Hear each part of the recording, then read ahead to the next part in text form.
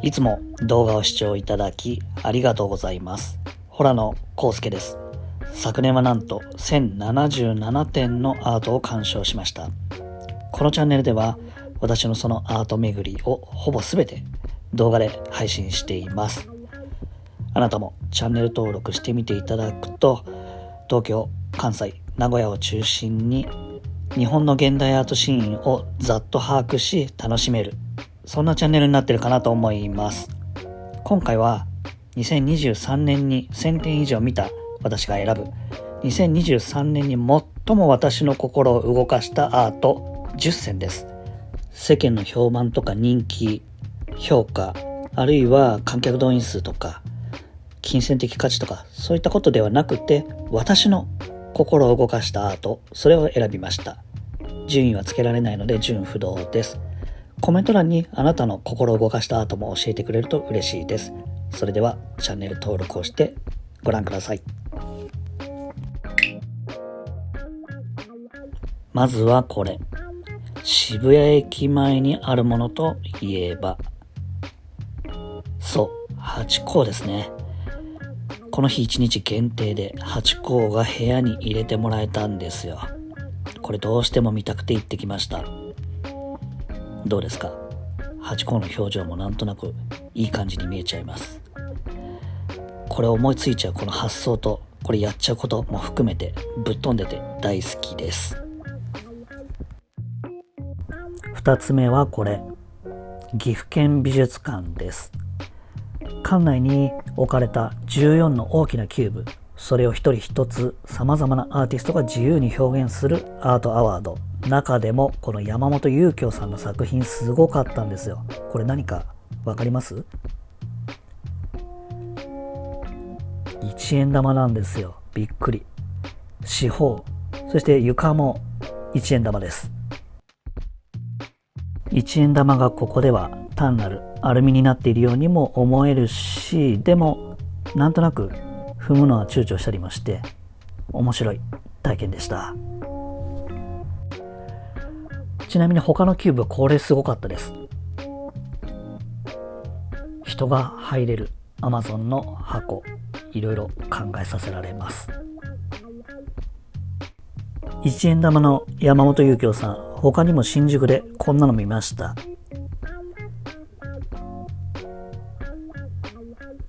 1万円札の他にもマリリン・モンロー、その他どれも面白い。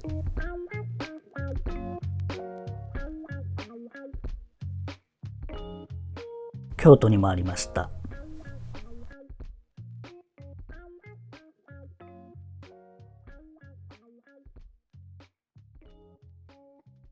2023年に私の心を動かしたアート、3つ目は神戸です。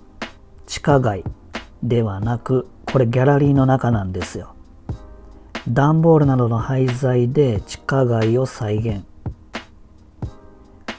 伝わるかな？これすごくないですか？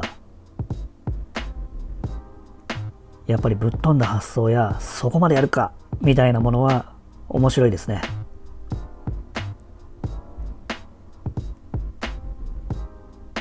アートに興味ない人の心も動かすだろうし、アートは高尚なものじゃない、身近で気軽に楽しんでいいって感じがいいですね。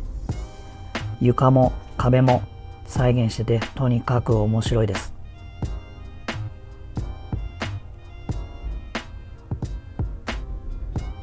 芸が細かいんだよな。こういう遊び心やユーモアってアーティストではない我々にも大切だなと。4つ目はユ・ソラスさん。白い空間に線だけが強調されているようなミニマルな世界。ここに立ってみると、普段視覚的にもとてもうるさい世界に住んでるなとか、アートになったこの日常風景見ることで日常の中の何かを見過ごしていないかなとか、物事の本質をシンプルに捉えたいなとか、ユーソラさんの作品を見るたび、私はそんなことを思います。あなたはどうでしょうか。5つ目、青木千恵さんの鎮静なる身体。東京の宗教というギャラリーで見たんですけど、京都や神戸でも見る機会がありました。とても心揺さぶられるというか、日本語で表現できない感情を代弁してくれているような、そんな感じがしました。こんな時もあるよねみたいな。アートに感情を感じる、アートと気持ちが通じ合う、そんな作品でした。さあ、2023年に私の心を動かしたアート6つ目は、埼玉国際芸術祭です。大好きなアートチーム目がディレクションしている上に、前回のこの芸術祭も素晴らしかったので期待していきました。結論、メイン会場以外は市民プロジェクトばかりで、もちろんプロのアーティストも参加してて素敵な作品もあったんですが、やや芸術祭としては物足りない、そんな感じがしたんですけども、メイン会場はとにかくすごかったんですよ。アート会場なのに掃除道具などが放置されている違和感ある空間。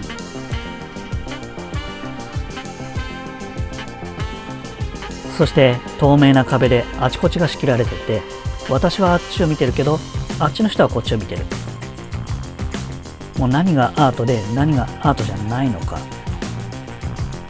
でも何かを見落としたくない。そんな感じであちこちを観察しながら、あっちへ行くにはどっから行くのとぐるぐるさまよう、他にない体験です。見るとはどういうことか考えさせられます。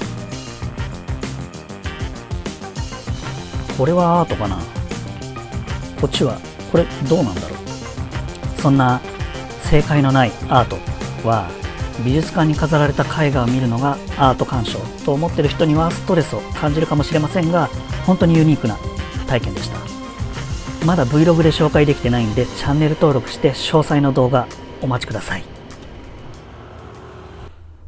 7つ目はあまり知られてない穴場かもしれないです。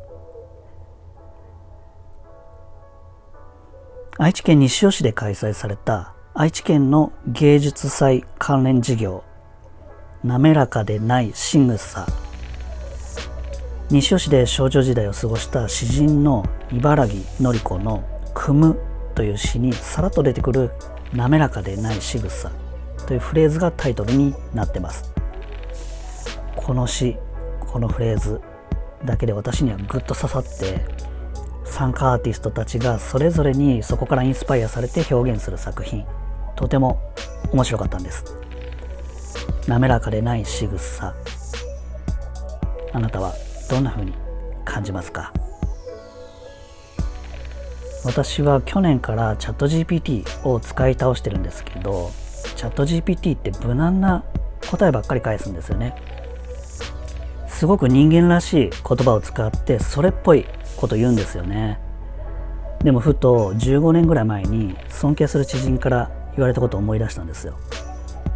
康介さんって無難なことしか言わないよね、なんてこと言われちゃって、私としてはその目上の人に失礼がないようにと考えて振る舞ってたんですが、その人とてもクリエイティブな方なんで、面白みがないと感じられたのか、気を使いすぎだということなのか、とにかくハッとさせられた出来事です。そんなことを思い出しながら、ここで人間らしさとはという問いが私の中で立ちました。で、この作品は AI が作った会話を人間が声で演じてるんですけど、会話が絶妙に成り立ってるようで成り立ってないっていう、見ててとても面白いです。でもなんか人間でもいますよね。聞いてるふりして聞いてない人とか、それでもその場は成立してるとか。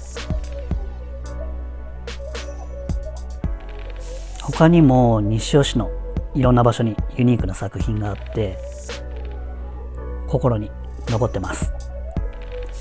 別の動画でまた詳細を紹介するんで、チャンネル登録してお待ちください。8つ目、これもすごかったな。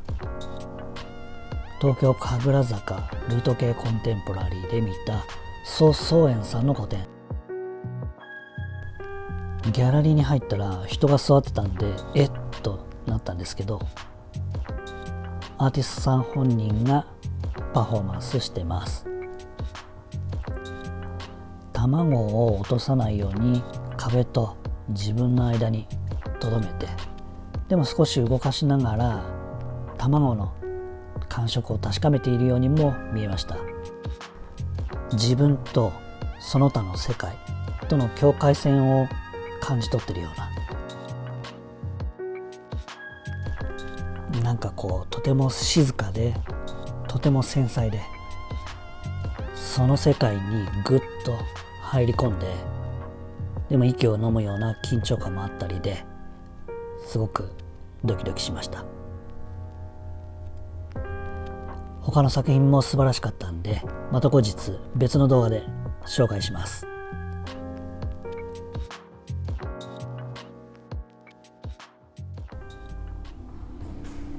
2023年に1077点見た中で私の心を動かしたアート9つ目。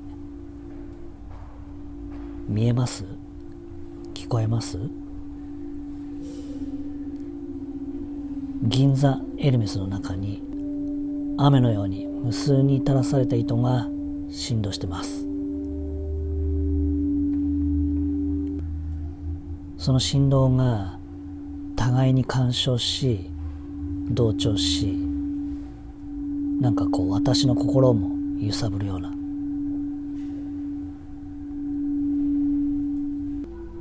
とても繊細な空間です。スザンナ・フリッチャーの作品です。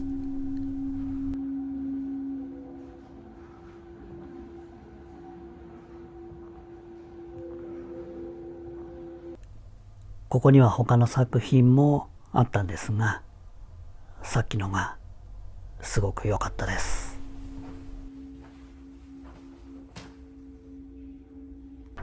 いよいよ10個目。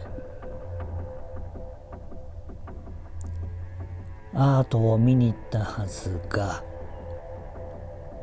マントを着せられ、17分超えの日本語のわけわからない説明を聞かされ、わけのわからない世界をさまよう。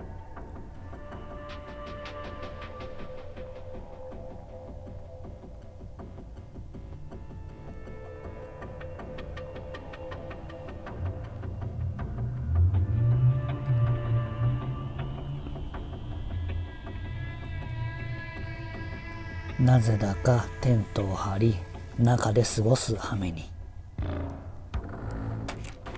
死の体験もしたりしつつ、わからないっていうことに向き合った時、自分がどんな反応をするのか、そんなことが感じられたユニークな体験でした。もやもやイライラしたけどね。2023年に私の心を動かしたアート10選は以上です。いかがでしたか？いや、実際他にもたくさんあって、明日になったら気が変わって別のがランクインしているみたいな感じではありますが、私の心を動かしてくれたたくさんのアーティストに感謝です。これからもアート巡りの様子を投稿していくので、チャンネル登録ぜひよろしくお願いします。今回珍しく声を入れてみました。というのも、いつもよりアートについてたくさん語りたくて、それをいつも通りテロップで入れると文字が多すぎて、テロップを読んでるとアート見れないですよね。なので今回は音声にしました。ただテロップの方がどこでも編集できて時間かからないんで、私としては楽なんですよね。今後も更新回数増やしたいんで、テロップ中心になるとは思いますが、でもたまには話してもいいかな。また一緒に動画でアート巡りしましょう。高評価ボタンやコメント嬉しいです。ご視聴ありがとうございました。